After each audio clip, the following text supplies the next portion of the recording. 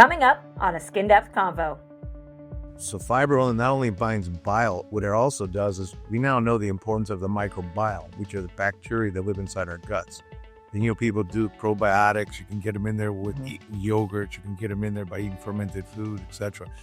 But the good ones, the ones that take care of us, they thrive on fiber. And in fact, one of the things they do with fiber is they convert it to short-chain fatty acids. The short-chain fatty acids feed something called the L cell in the intestine, and the L cell itself releases GPO1. So that's our own Ozempic. Oh my God. Wow. This is a show focused on educating and inspiring all those in the skincare and beauty industry. But it is also a show for those looking to improve themselves from the inside out. In each episode, we explore the latest trends, breakthrough technologies, and get expert insights within the dynamic world of skincare and beauty. If you're looking to further your beauty education and nurture your passion, you're in the right place. Renowned experts and hosts Metaxia Dalikas and Francine Kagarakis aim to educate and inspire through their own experiences and are dedicated to enlightening and empowering enthusiasts and professionals in the realm of skincare and beauty. Join the conversation and the fun with A SkinDepth Convo. Welcome to A SkinDepth Convo. I'm Anna Kagarakis. Today we're exploring a powerful idea in skincare and wellness, that true beauty starts from within. From the microbiome to liver health and cellular renewal, we're diving into how what's happening inside the body directly impacts the skin. In just a bit, we'll be joined by Dr. John Konstantin to help connect the dots between internal health and lasting, radiant skin. But first, let's welcome in our expert hosts, part of the founders of Lira Clinical, Metaxia Dalikas, and Francine Kagarakis. I'm really excited to talk about wellness. I think it's an important aspect to talk about in skincare, but how important is wellness? Well, I think skin wellness is not just superficial. It's deeper than that. I think our skin reflects a lot of the things that are going inside internally. We're learning more and more about that. To have healthy skin means you should be a little bit more healthier inside and more aware of something that's going on. And we're learning so much more. So our skin is a reflection of our total health, and we're trying to, merge them together. And we're learning so much to help everyone be healthier inside and out. I think you said the big one, inside and out. That skin cell starts from within the body and works its way out. It is very, very important because how your skin shows to other people, how the radiance in your skin, all of this is very important. And what we're looking at right now is we constantly are finding more and more research on how the body functions, how it systemically works together. So we understand all of this matters when you're dealing with aesthetics. So this new market right now is so very, very exciting because more and more medi-spas are actually dealing with wellness. So this approach is very exciting, and there's so much going on all around the world. I have to say it brings back a lot of our experiences working for Dr. Cohen, a dermatologist in San Francisco. He would look at someone's skin and see the signs and kind of understand the total health of someone. And it's funny because there was no med spas back then in the early 1900s, but what we're learning is that it's coming together. So this bridge between aesthetics and the medi-spas or the medical industry is really coming together nicely. And I think technology is giving us so much more opportunities to merge these together. True, and they all connect, just like IV therapy, all of these same ingredients we're dealing with also putting in skincare, because what goes on inside is happening on top of the skin also.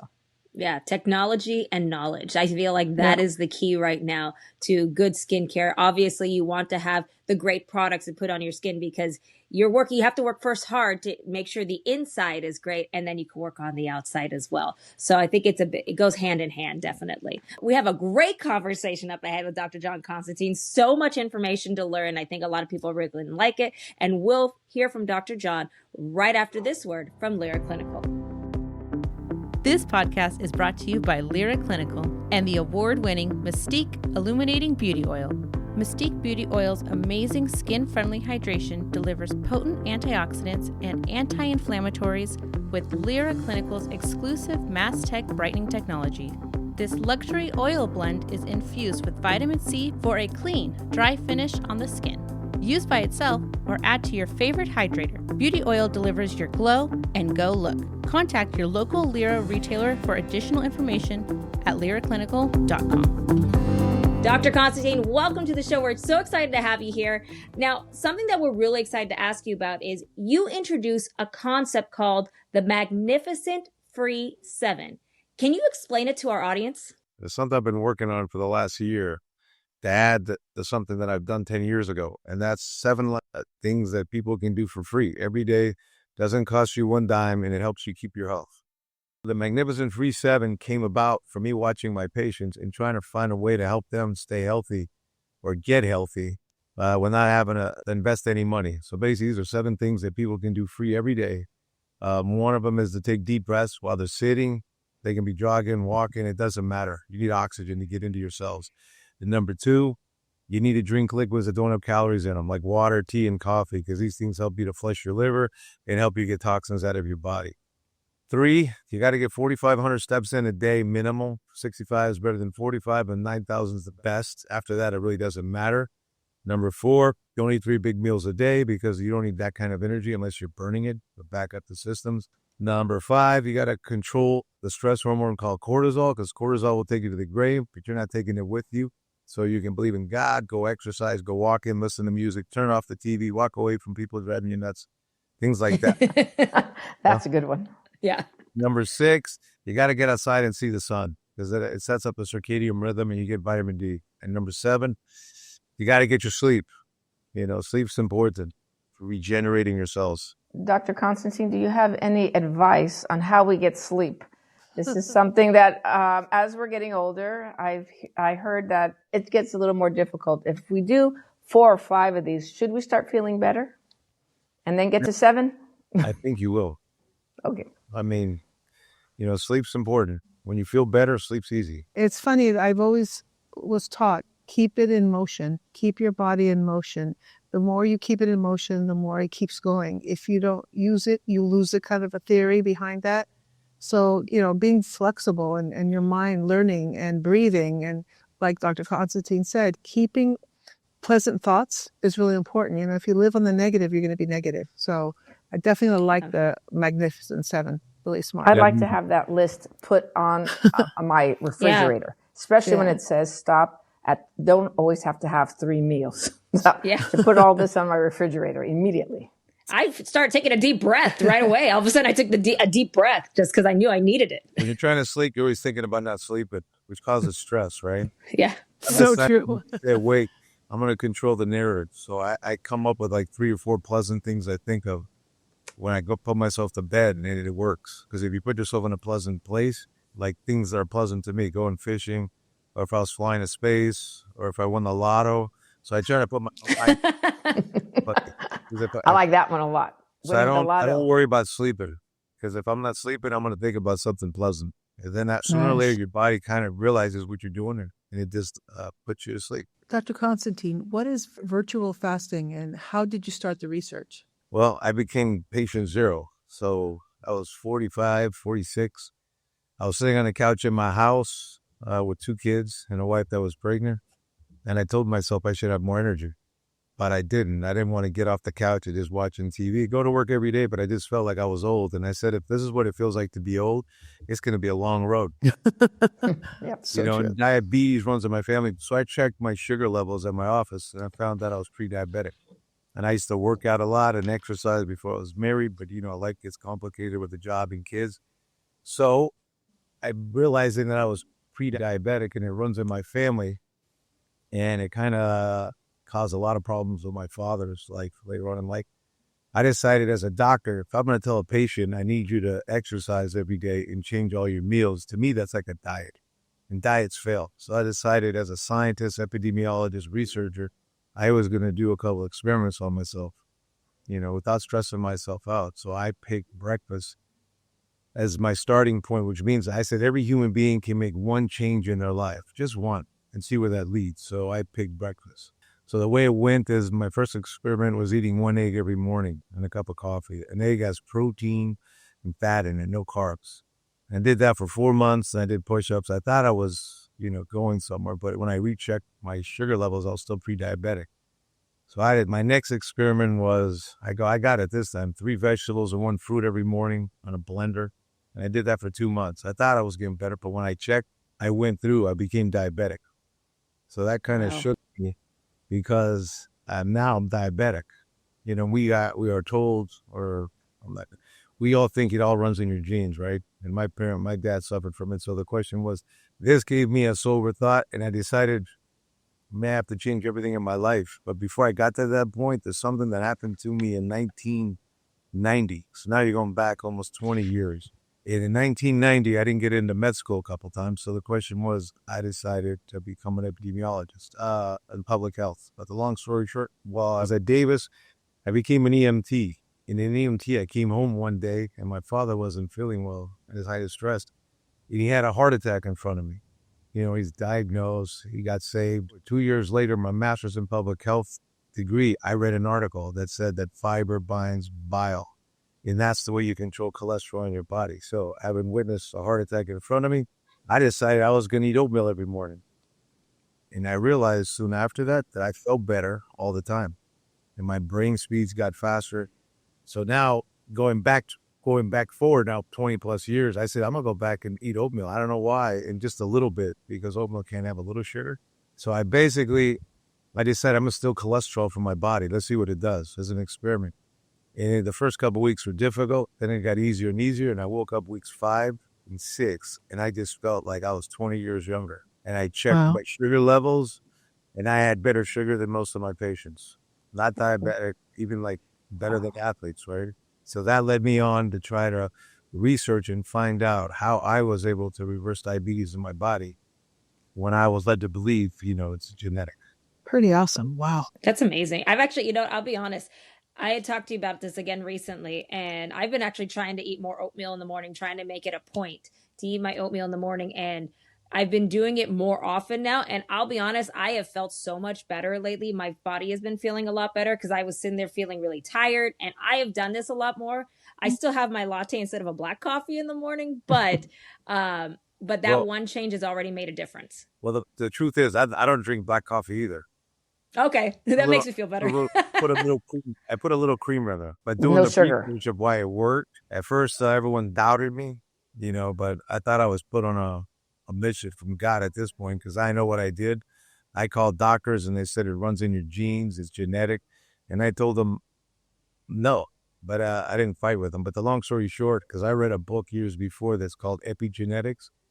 And epigenetics says most of us share the same genes, but the question is, genes are kind of like a piano keyboard. It's like if you play the same music, you're going to get the same results. But if you play it differently, you're going to get different results. So I said, my name is John Konstantin. At this point, I thought the man upstairs put me on a mission, right? So in the middle of the night, as I was terrified, I watched John Konstantin, the movie again, because at this point, art imitated life. There's a message somewhere. I was convinced. I watched the movie and I came to the conclusion I was like him on battling evil. That means bad health, right? But the answer wasn't there. But before the night was over, I decided I'm also the character in the Green Mile. So the next thing, I looked up the character's name in the movie. And remember, I was doing coffee with oatmeal, just a little oatmeal and coffee, a little creamer. And the character's name in the movie happens to be John Coffee. John Coffee. I say, John. Oh, that's so funny. Right? It will freak me out. So in the middle of the night, I looked up what coffee properties are. And believe it or not, unfiltered coffee, like a lot of the people drink around the world, coffee itself is a choleretic. That means something that causes the liver to flush the bile out into the gut. And unfiltered coffee has fiber in it. So fiber binds bile. So I got 2 pieces of the puzzle. And the next day I called a cousin of mine and I told him what was going on. And he said, come to my house, let me listen to you. So I came to his house. He listened to me. He says, don't move here, because I had no allies right now. And he decided to be my ally, and he made me sit around, and he went and found 3 books, because he battled obesity his whole life. And he threw the obesity books at me. These are the best sellers in the country. And he told me, you talk like these guys, but you figured out something they didn't figure out. So I read the books, and one guy is famous. I'm not going to mention his name. He wrote an equation in it, and he said, whoever figures this out wins a Nobel Peace Prize. It's a true story. I figured it out. What I was doing, he missed one turn. So I reached out to him, and weeks later he called me up, and he was intrigued, and he asked me. And I told him. He said, thank you very much, and he hung up the phone. So the next day I decided, you know what? Like, I'm not getting any help. So I went and published the Virtual Fast website, Wow. That's great. what virtual fasting is basically a combination of 3 techniques. It's a choleretic, a fiber product, and fasting all combined as one mechanism. And now, 10, 12 years later, if you ask AI what's the best way to clean your liver and keep your mitochondria healthy, it's exactly what I stated over 10 years ago. So, Dr. Konstantin, is there a difference between virtual fasting and intermittent fasting? Yes, I actually contacted those guys 10 years ago, and I told them mine was better. I like that. That's the best start. Because the reason why is because they have a good theory. But if you get up in the morning, the bile is 30 times more concentrated in the morning than any time of the day. Because once you trigger the liver, you're going to flush bile out. And bile comes back into the body, right? So you're diluting it as you're going, right? So in the morning, because you're building it up when you're sleeping, it's loaded. And it's actually loaded, bile's loaded with many things that you want to get out of your body, by the way. So if you actually, coffee flushes bile. Coffee has soluble fiber in it, believe it or not. Not as much because it's filtered. But if you add oatmeal, now you got soluble fiber. So it's insoluble, soluble fiber, and you steal some of the bile out. But it's what's in the bile salts. And what's in the bile salts, which I speculated 10 years ago, and now it's been proven, it's your hormones. Basically, the concept, we can go to it, at the end of the day, is basically I've been hammering at the mitochondria for as part of it. If you look at my original website 10 years ago, and what I found out, I'm always patient 0. So the first patient 0, I reverse diabetes, which is a reduction in metabolic diseases, prevention of a lot of cancers, right? So long story short, with the way I fast is like, I flush out the liver and I use fiber to steal the bile. So it kicks me, I believe, in a hyper fasting state compared to just waiting for noon, and do the intermittent stuff. I'm stealing bile. As I was doing this, and I've been inundated with patients in my office, I was able to, I didn't get to lunch till about 2 or 3 in the afternoon, many days. So I just ate my little oatmeal. The difference is when you're fasting, so your liver is like, if I go back, I'll just tell you. So the concepts are like this. When you eat food, it gets broken into the gut into 3 parts: fats and cholesterol, carbs, your sugars, and proteins, which amino acid. And that goes into your body when you eat a meal, right? And that gets stored or used with every cell, but you store energy in only 3 places in the body: the liver, the fats, and the muscles. Okay? When you're fasting, your brain has got no refrigerator, so you have to constantly feed it. And there's only 2 energy sources the brain feeds off: glucose and ketones. And ketones are the breakdown product of fat, right? So long story short, when you're fasting, you're going to need to feed the brain or you're dead, right? So who feeds your brain? It's the liver. Only the liver. Wow, I did not know that. Wow. Isn't fasting part of a lot of religious practices in different religions? Yes, I think it's been around, as far as from written language, over 5,000 years. I know that in the Muslim religion and the Christian religion, we find it. And I think a lot of other people are going into different types of fasting. But this sounds like your particular fasting has a lot to do with the liver. And I think that's very exciting because I did not know how important the liver is to actually run a lot of the systems in the body. And I have a question for most people to understand the mitochondria. If you could explain how important that is, that might be helpful. Yeah, the mitochondria is basically the powerhouse of every cell.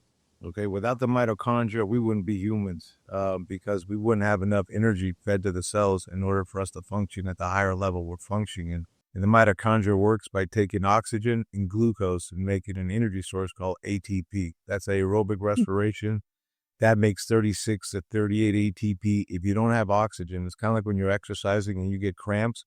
That becomes anaerobic respiration. So you make only 2 ATP and you actually produce lactic acid, which isn't good for the cells. But so without the mitochondria, we wouldn't be human. We wouldn't feel what. And the fact is, the mitochondria, I know, and many researchers, I see the research out there, it's actually probably the health of the mitochondria is tied to most of our diseases in America, in the world.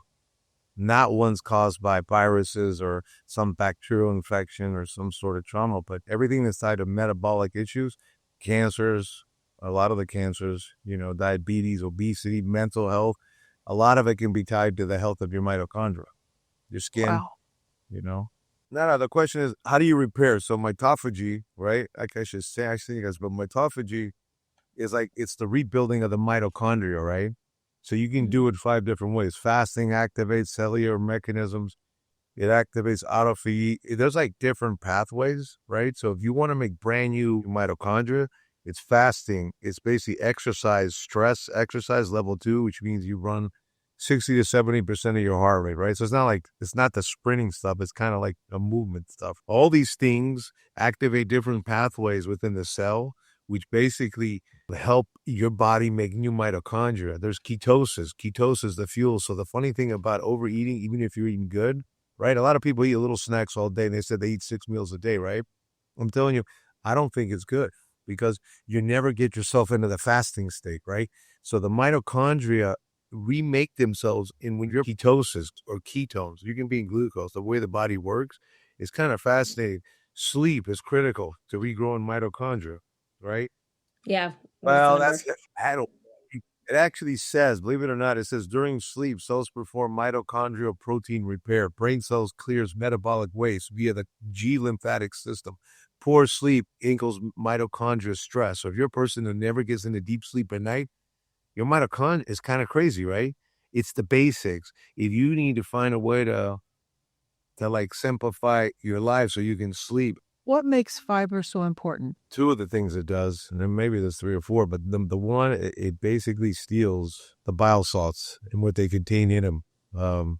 So that helps you cleanse your body because your liver is trying to help you cleanse your body. And the way you can help the liver is by eating fiber, because fiber binds bile and takes the bile salts away so you can dispose of them, right? But on the way out, bile is also a key nutrient for the microbiome. The microbiome uses fiber as an energy source, even though you and I can't use it as an energy source. They do, and they end up, one of the processes they do with it is they make something called short-chain fatty acids. And short-chain fatty acids, which your body naturally doesn't make, but the bacteria do, it feeds something called the L cells in the intestine, and the L cells therefore release something called GLP-1, which some people will recognize as Ozempic or Wegovy or Trulicity, all that stuff, right? So those are 2 of the main things that it does, but it also has a third property that I read about recently. It actually helps you with your immune cells in the gut. The 70% of your immunity is in the gut walls, and fiber actually helps them. So it's fascinating, and I'm sure one day we're going to find out that fiber does even more stuff, right? The basics, we want to keep our mitochondria healthy, right? And I just took a couple notes. I'll read real fast. So the simple thing, strategies that are most effective are combos. It's like a fasting period, 16 to 24, exercise 3 to 5 times a week, low sugar stuff. Don't add sugar to your products, right? Good sleep and the basic mitochondrial nutrients, which we get from eating natural foods. That combination within that 5 stuff, you don't have to do every 5 every day, but those things help you to stay healthy. It's as simple as that. That's one thing that we do learn a lot about is the skin. But I know a lot of our wellness centers and a lot of our med-spas right now are into weight loss, and GLP-1s are very, very popular. What are your thoughts on that? I think they work, but I think they could be dangerous in the long term for a lot of people, in the short term too, because if now we know, so when you're fasting, the liver is the only one that can feed the brain, right? Because it has stored sugars, glycogen storage, it breaks down to glucose, feeds the brain. When you run out of sugars, then you're breaking down fats. Fats become ketones and sugar. And people can be hungry, but you feel better in a fasting state because the truth is glucose causes more ROS, reactive oxygen damage to the mitochondria than ketones do. So ketones is kind of like your super unleaded gas, and your glucose is like your unleaded. The car runs better on ketones. And I'll tell you the reason behind all that. We go down. But the one thing is, so when you're fasting, and let's say the liver runs out of energy, right? Here's the question. You only have 3 refrigerators in the body: your liver, your fat, and your muscles. But the thing is, it's kind of odd, but the muscles in the fat cells are only programmed to release fat as energy back to the blood. So if you're fasting and you need to be fed, your muscles and your fats cannot feed the brain. The fat has to go to the liver to be broken down to ketones and sugar. So when you have a fatty liver or a liver that's not functioning, your ability to fast doesn't work. Your brain's not going to be working at a high speed. You're going to be slow. So it's not that you're hungry. You're just not going to feel well, I believe. So what are you going to do? You're naturally, if you figure this out, you're naturally going to look around to eat something or drink something to bypass the liver, to feed the energy to the blood, to feed the brain, to keep you going. Now, you can have a fatty liver and still look healthy. You can be skinny, right? Because you're probably exercising and you're probably doing a lot of the right things, right? But if you're a person who's just sitting all the time, sooner or later, it's the over-energizing of the cells that causes damage to the mitochondria, which therefore causes the cells not to function properly. In ancient times, going back to the first doctor in history, his name, I believe, is Imhotep. They consider him a god in Egypt in the pyramid times, 3000 BC, in that range, right? He thought the liver was important. Almost all the big name doctors in history thought the liver was very important to our health. And now with the research today, I believe it is the linchpin of our health. Well, I always believed they were very smart in those days. I'm sorry. I do believe in ancient Egypt, they were very, very bright. And if they brought that up, and now do you look at your patients? You check their liver? How does it work in your practice? Well, starting next week, I will have a handheld ultrasound machine on my phone. I'm going to scan all of them. Nice. What do you hope to gain out of this machine, and what do you hope you can help all these patients that are coming into your office? How you can help them? The old saying, you can lead a horse to water, you can't make them drink. And we know that when people get like a really scary incident in their life, sometimes they use that as the impetus to make life changes, right? So my ultrasound machine in my hand, if I become an expert or reader at it, I can show it to them and tell them, maybe that'll be their impetus, to change. Visual. Mm-hmm. Yeah. And you mentioned the liver, but the fiber too. I mean, I think we need to kind of give Francine some tips on fiber, because a lot of times. All right. I fly a lot and I got other things. Okay. But I think back to what Francine asked earlier, and the reason why I was telling you, we go back to talk about the synthetic and rest of it, right? Yeah. So fiber does at least about 2 or 3 major things. Fiber is a carb that you can find in fruits, vegetables, oatmeal, brown rice, bulgur, wheat, anything that grows outside from a tree or the ground has something called fiber, right? You and I can't use it as an energy source, but it's important because when you eat, the bile comes out, and the bile salts we now know have hormones in it, right? And if you don't have fiber, all the bile salts go back in the body, and that takes back all the hormones that your body was trying to get out. So you produce hormones, water-soluble and fat-soluble hormones, but the liver's the main guy that breaks them down and tries to get them out of the body, so they're not reused or restored. So fiber binds bile, so you kind of help get rid of those the hormones out of your body, as well as other toxins that come into the body that the liver detoxes, right? So fiber not only binds bile, what it also does is we now know the importance of the microbiome, which are the bacteria that live inside our guts. And people do probiotics. You can get them in there with eating yogurt. You can get them in there by eating fermented food, etc. But the good ones, the ones that take care of us, they thrive on fiber. And in fact, one of the things they do with fiber is they convert it to short-chain fatty acids. And short-chain fatty acids feed something called the L cell in the intestine, and the L cell itself releases GPO1. So that's our own Ozempic. Oh my God. Wow. That's a key thing you just said. GLP-1s are very, very popular right now. So you're saying that we can naturally release it. Yes. Wow. That's huge. That's huge, amazing. John.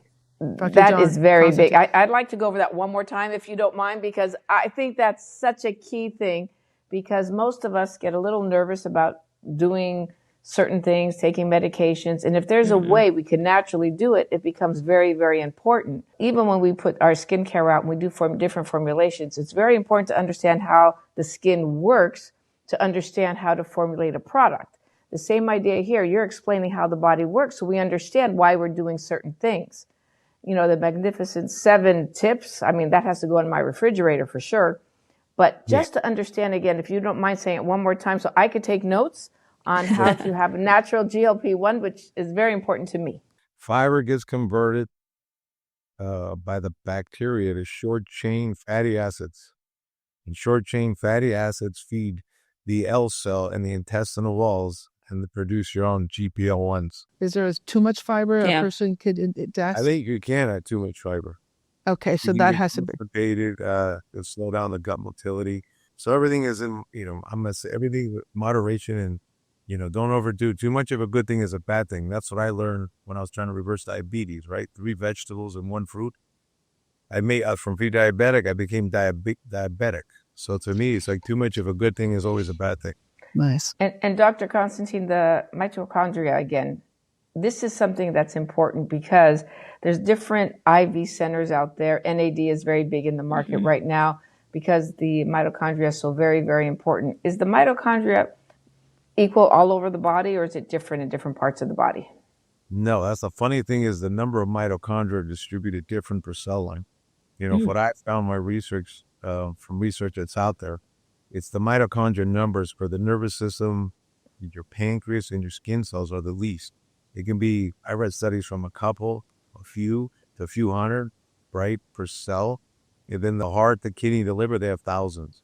So it's not the same. And the one thing is with the fasting, and all the mechanisms I told you, and the way the liver works, the body is set up to basically help you keep your mitochondria healthy if you do the right thing. If your mitochondria gets sick, then that cell gets sick. And that's why the first warning signs, I think, to humans should be their skin blemishes, your skin not normal, your thinking is not normal, and you're pre-diabetic. These are all warning systems telling you that something's not right. And the reason why I'm telling you this is because the more and more research I do, it's the health of your mitochondria that determines your health in all your cell lines, right? You know what I noticed is that, especially when we work with skin, we notice that you can really see that someone's not healthy with some of the skin issues, the dullness, the sensitivity. I mean, you see the paleness, you see the jaundice, but the skin is like giving you a warning sign of, hey, something's going on inside. And it's funny, and a lot of our skincare professionals will say, hey, you should go to the doctors, you should check this out. Because your skin tones and your health of your skin really kind of gives you a precursor of what's going on inside. I agree. I mean, I think you guys are the skin experts, me, but I do see it too. We do peels, and a lot of times when you're doing peels in people who don't have daily bowel movements, you can do a peel on them, suddenly they're breaking out more. And I always would say there's more toxins in the body. So when people are constipated, are there more toxins in the body? This is why, I always like to tell people, if you're going to do any peels, make sure you have daily bowel movements because you get better results. Do you think there's any theory with that? No, not theory. It's 100% true. I mean, your body detoxes in many mechanisms, right? You sweat from the skin, you shed your skin, you breathe out toxins, you urinate, you defecate, you shed even the intestinal lining of your guts. I mean, everything has a reason. I've had cases in my office. I'm lucky. I'm a primary care doctor, and I got a lot of experience. So I recently, you guys just said this, I just had a case where a woman came in and she had this honeycomb rash on her upper arms to her face, her whole neck. She looked like she was encrusted with, I mean, it scared me, but she was talking fine. So I asked her some questions and I checked her vitals. She was stable. And I asked her what she was doing in my office. And she says, I'm here to get rid of this rash. So I looked at her after her vitals were all stable, and she was pretty, her mental state was very good. And she was a middle-aged woman, not obese, but so I asked her what she was doing. And she first said, I'm not doing nothing. But I kept asking her, and she told me, well, I've been on a water fast for 14 days. And once I heard that, I said, man, if I had to guess, your body's detoxing through your skin because you're not eating anything to steal the bile, and it's all going back in your body, and whatever you had in your is coming out. And so, I looked real fast up in the literature, and there's something called a keto rash. It's a rare thing that happens to people that become malnourished. Those up on the skin. The skin is huge. It does show up. Francine, in every meeting or conference or event that we go to, okay. You got to stop with those comments. You mention it, and I go, oh my God, but Dr. John Konstantin is validating you, so I'm going to have to not tease you as much because she does mention it because it is important. I mean, keeping yourself clean of all the toxins is important. So, Fran, kudos to you. Oh, you said something nice. I was worried. She did say something nice. Dr. Konstantin, I thought she was going to say something else about she was going to tease you. Okay, so yes. I'm going to offer you an apple a day, Fran. That's right. All the old sayings have a reason. Apple doctor away. I also believe very strongly that the gut is the beginning. Yeah. And you said something, balance is very important. So I do believe probiotics are very important. We do talk a lot about balancing the microbiome on the skin. that is something that we work very hard, and we really do try to train people how important it is, because that is the health of the skin. How important do you feel that if we're doing the Magnificent Seven, should we be adding probiotics a little more? Is it just yogurt, or should we be buying something or anything special besides oatmeal that we should be adding for a probiotic? Well, you can substitute the oatmeal for some other fiber product. People do. I tell people, I'm 50, I'm my late 50s now, right? But mentally, I feel like I'm in my 20s. And I told people, if you get up every day and it's not about yesterday and it's not about tomorrow, you just enjoy getting up to do the day. You're there, you're doing what you're doing. But if you get up and you feel old, I will be to tell you something's not right. So I tested myself out when I did the virtual fast. I got away with eating an apple in the morning, and I was still fasting based on my Wow. right? It's a lot of fiber. I think it'd be different if I did an orange, which is kind of more soft or more fructose. But I think it's important, and it's because, the one things I haven't mentioned in the research I'm doing is going deep into the stuff, but the fasting, the fiber, it's the balance of your hormones, right? You see it. So the question is, the fat-soluble hormones, they get stored. So if you end up storing fat-soluble hormones in your body, it's not a good thing, because every time you break down your fat, that hormone comes back out. So let's say you can store stress in your fat cells. If your liver gets fatty or you haven't eaten the fiber, it goes back in. So now even when you're fasting, you release cortisol back into the bloodstream. What cortisol does is it kicks up insulin. So now, even though you think you're fasting, your body's storing. So if you take Ozempic and you're in your person not really in good shape, I've had my patients, a lot of them get sick on it. They can't do it. They can't maintain it. And I think it's because Ozempic makes you not be hungry, right? So you're not eating. But if you're not eating and your liver's not functioning properly, that means you can't feed your brain. So you get sick because you're hypo. Well, I think it was us before, but just to reiterate it, right? But it's your skin. Your skin has fat under the layers, right? So if you're storing these hormones, and it could be, there's many fat-soluble hormones. It's the thyroid hormones, aldosterone, testosterone, estrogen, progesterone. These are I've been staring at these things for years and trying to make sense of what I'm seeing. And I'm convinced that, you just do the basics, and you can go around, look at the people around you that are healthy. Look what they're doing. That's observational, right? I have to tell you, I've noticed people are slowing down when they're aging because they are more aware of your 7 rules right there. Because once you do those 7 things, what you're doing is you're paying attention to your body, and it's all about wellness, keeping your circulation going, keeping your body in motion, keeping your mind alert, and, wearing the SPF, taking care of your skin, keeping your skin hydrated and well protected. You can slow down the aging process. And I think it's a full body thing. It's not just putting a cream on. It's really understanding, using your fantastic 7 and understanding Magnificent your magnificent 7. Yeah. What is it? Free. Free. Free. Magnificent That's the 7. key there. Yeah. It's something everybody can do it. And living a healthy life and understanding that you can keep yourself going. Like, you reversed your diabetes. So that's huge. That's huge. And you wake up and you're energized. You feel, like a 20-year-old. That to me shows that an age is a number. And sometimes we have to let go of the number and live a healthier life and be, again, grateful for the day and not worry about the past, and less stress in our lives will probably keep us from aging as much as, in the past, that we didn't know all these wonderful tricks. You can slow down aging. I'm not going to say I'm the expert on this, but from what I'm seeing on my patients, a lot of people live a healthy life and they get to 90 something, and then all of a sudden their health just declines. And from what I've seen in my patients, in family members, you start to develop a fatty liver the older you get, because you're not moving. And the younger is your food. So you need muscle mass, not a lot, but you have to maintain your muscle mass, because like we said, the extra sugar that gets stored in your body goes first to muscles, then the liver. If you have no muscles, where's your energy source going to go? It's going to go to the liver. So it kind of junks up the liver. And all this goes to the aging process. With all the products you see out there, it is the health of the mitochondria, right, that keeps your body going. So Dr. Konstantin, what about women in menopause? Does virtual fasting help them?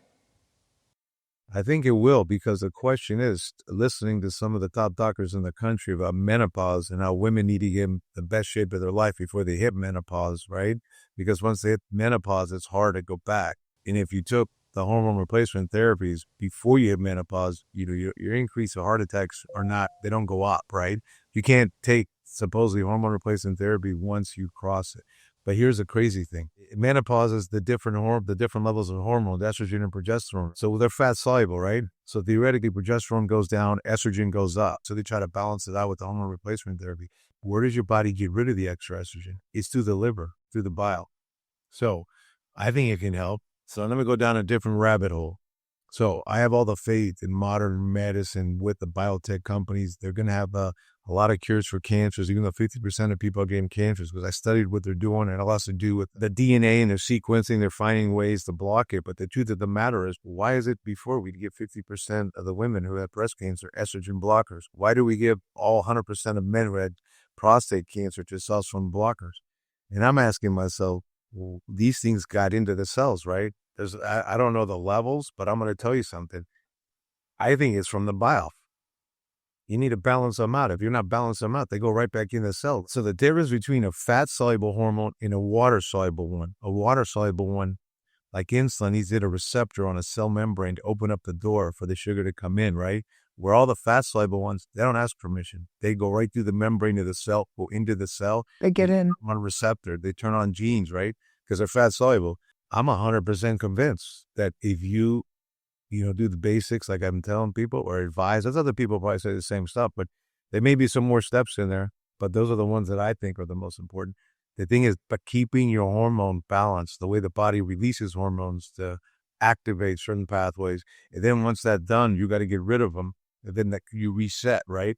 If you don't reset, then I think you run into these issues. So if I eat oatmeal at 7 o'clock in the morning or 7:30, when should I eat again?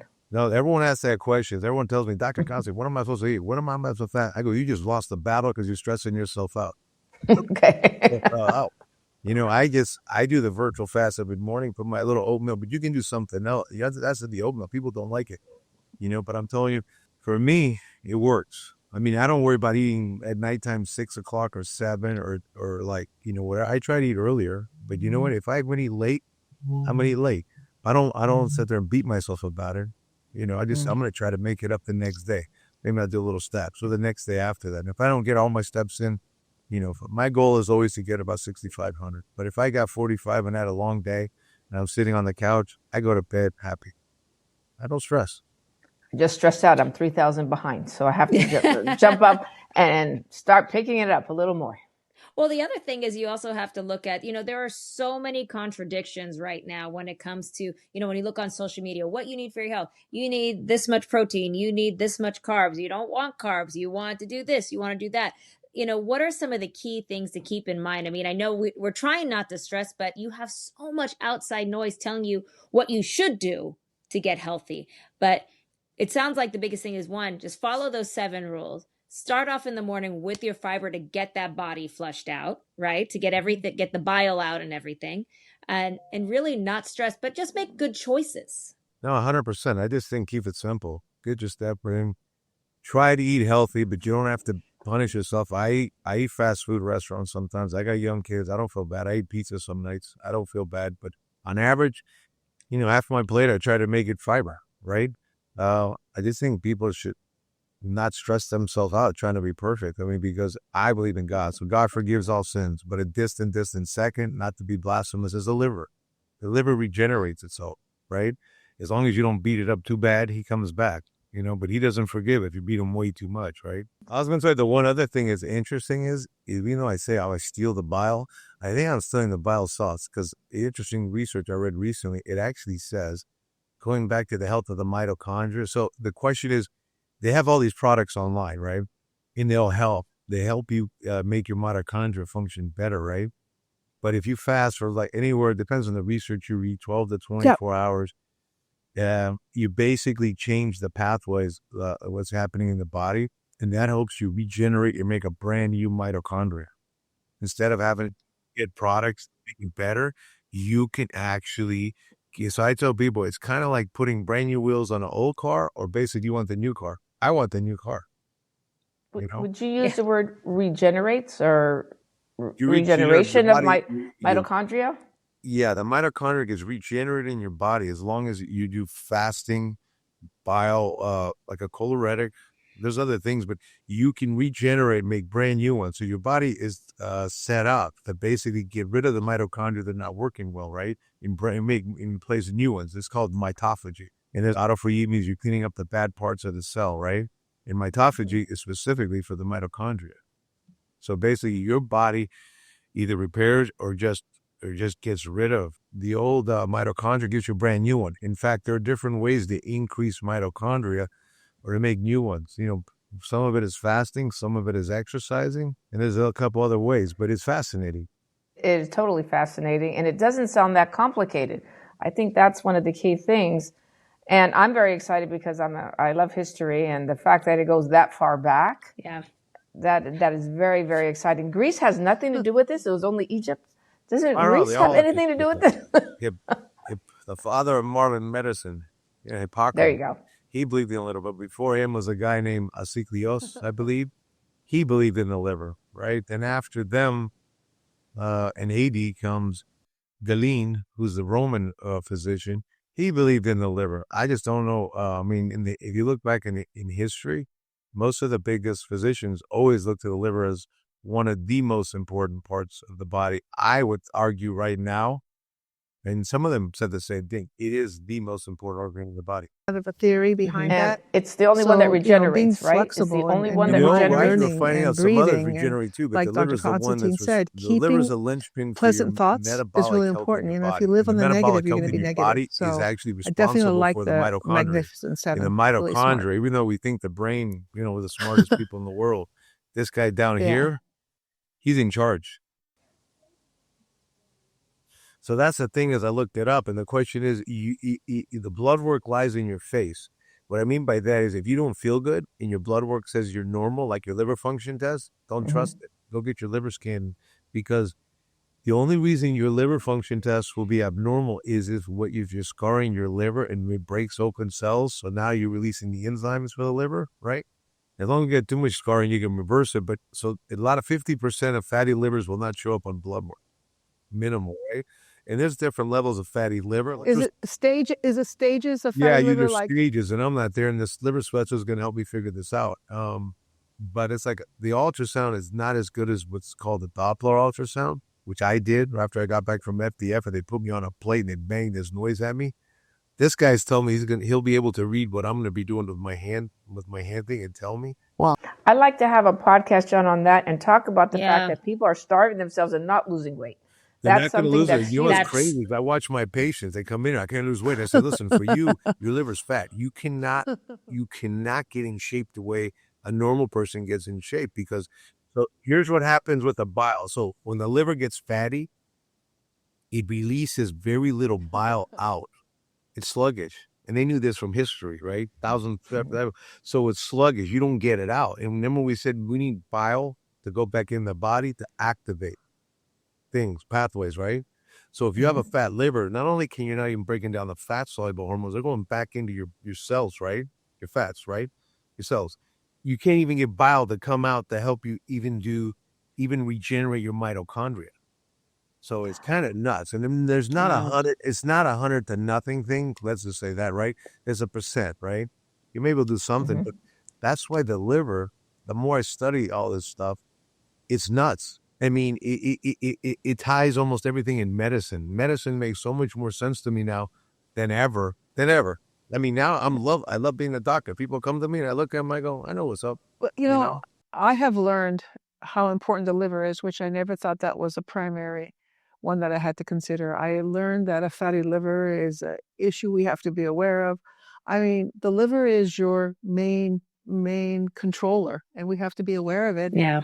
I'm glad we're going back to wellness and understanding that, simple steps could change and keep the liver healthy. And that's what we need to focus on, because once the liver is healthy, our body is healthier, right, Dr. John Konstantin? I think if your liver's healthy, your gut's healthier, and your skin's healthier, right? That all reflects each other. And you can see it on, I've seen 100,000 patients, and I will tell you, it plays a role in your mental health and your mental speed, your ability to retain information, you see it all. I mean, if you're like within 1 foot of a patient, like I am every day, that's 30 to 50 patients a day, you can kind of tell, just by people walking in the office, who's healthy and who's not. Not 100%, but you can tell. We tell people to condition their skin before they get treatments. We have to take care of the skin before they get treatments. So what I'm hearing, which is very important, is take care of your liver before you go into that weight loss, because that's what's going to actually be a healthier way and a more beneficial way to lose weight and to be healthier. No, Is that what you're 100%. saying? Yeah, basically, I'm saying incorporate the Magnificent Free 7, eat your fiber. You may not be able to fast, right? Because you're not going to feel good. Just like the Ozempic. A lot of people can't take Ozempic because, remember, if you're not eating and your brain needs constant energy, what are you doing? You're causing damage, right? So the question is, you need to, walk before you run.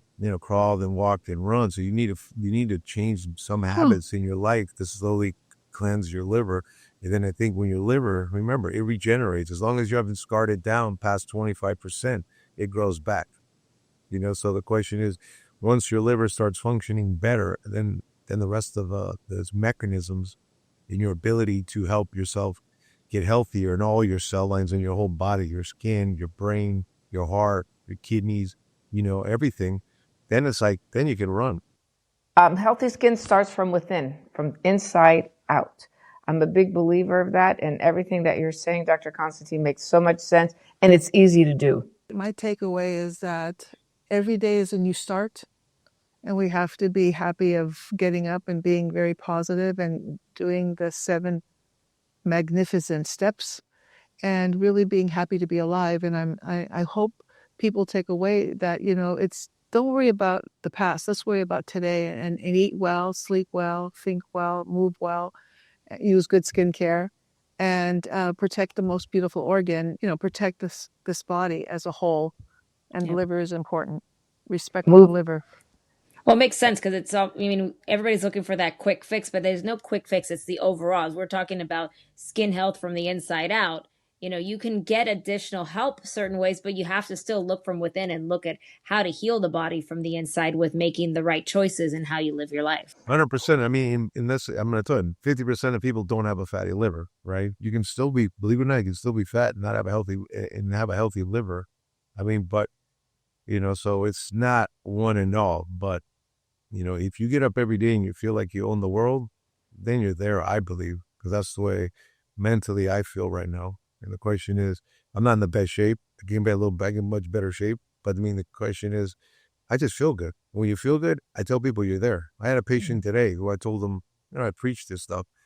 And I'm going to tell you the truth. I love my job because 50% of everyone that walks back in my door, because I do a lot of physicals every 2 years or 1 year come in, they're in better shape.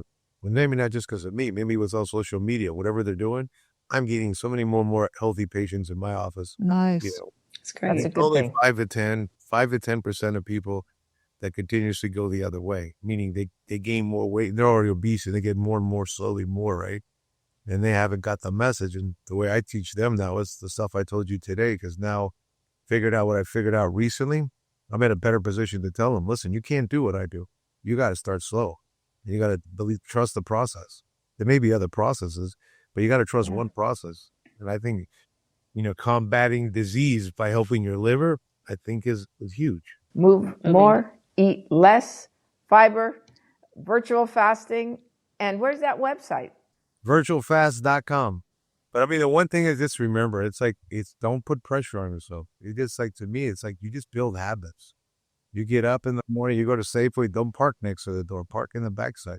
Get your steps in walking around Safeway. It all counts. I don't want people like, oh, I got to get 4,500, so I'm going to go to the gym tonight and get 4,500. You're building steps in, just walking all day. Choose to eat cleaner, right? Wiser. You don't have to be perfect. You're eating fiber, right? Drink your waters and your teas. Don't put sugar in it. You want to put a little creamer? I put it, or milk. That's fine. Don't be so hard on yourself. Just do the basics and do them well. Thank you very much for joining us. Be well. Well, thank you for having me. Fiber on. Fiber on, yes. everyone. A great conversation with Dr. Konstantin. And something I also really wanted to bring up is some information I learned about ancient history. I know we talked about ancient Egypt especially, and I remembered something, and I did look it up too. So in ancient Egypt, they had what was called canopic jars. So when people were mummified, they would have jars where they would put organs in. And so these are the organs that they select. They were very selective about which ones they put. They put the intestines, the stomach, the lungs, and the liver.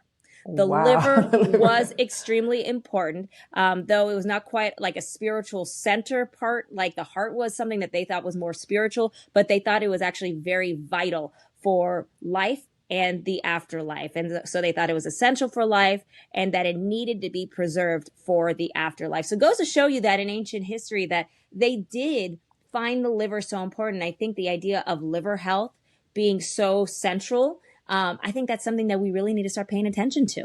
So we have to remember, this all works together.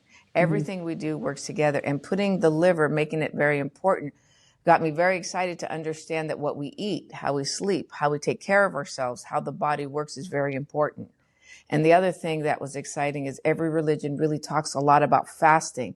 So Dr. Konstantin's virtual fast is very exciting because it's really showing us that the way the body works, we do have to understand it a lot more. And we will see that it works a lot better if we understand it.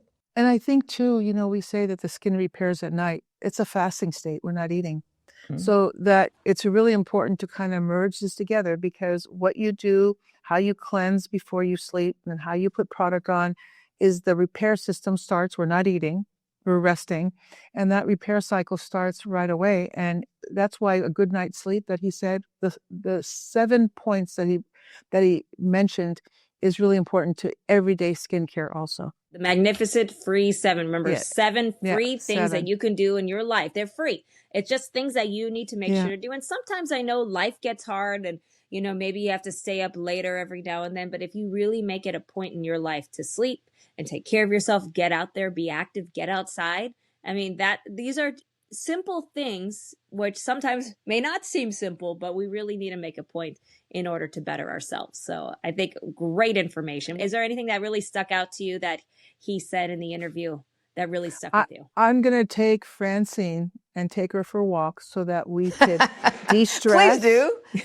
We could have our regular daily, what is that called? Daily, I would say bowel movements. De-stressing. Oh, bowel movement. Thank you very much. I'm going to bring her water and put it on her desk for me and for her and I to actually drink more water.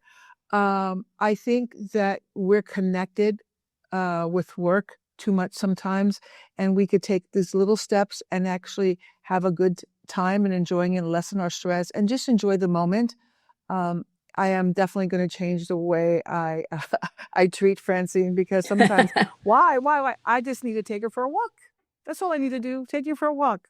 I'll go with you, though. And the virtual fasting is very nice. If we understand why, then we understand that we can eat, but try to eat a little better and don't stress overeating. I think what was very exciting is, okay, if you ate something wrong, don't stress over it. Okay, go on from there, because it's the way we think, the way we eat, everything matters. It's all one body and it all works together, and understanding how the liver works helps with the rest of the organs. So I'm very excited to try all of this. And one more thing, it's never too late to start. True. We could start, we don't give up because we didn't do it right today. We always have an opportunity to start. Every day is a new start. Yeah, he talked about regeneration. Regeneration was the key. Regeneration is a part of the future. And one word I have to go over and over again, mitochondria. The mitochondria. I've learned a lot more about the mitochondria. Yes. A lot of great information. Really appreciate it. And again, I want to thank Dr. John Konstantin for joining us. We learned a lot, especially about his approach about virtual fasting. You can learn more about it at virtualfast.com. You could also find him on Instagram at JKConstantine with a K, or you can go to X, which is formerly Twitter, at JohnCon911. And that's going to do it for us today. And don't forget to subscribe to A SkinDepth Convo on any of your favorite podcast platforms. You can go to Apple Podcasts, Spotify. You can also watch the show on Spotify and a Lira Clinical's YouTube page at Lira Clinical. And don't forget to follow A SkinDepth Convo on our social media channels. You can find us on pretty much everywhere. We're on Instagram, TikTok, Facebook, you name it. We are everywhere. All you have to do is just go to @SkinDepthConvo.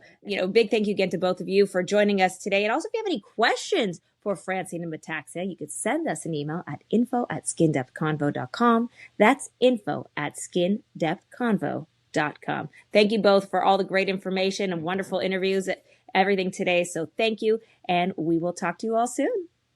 Thank you. Thank you.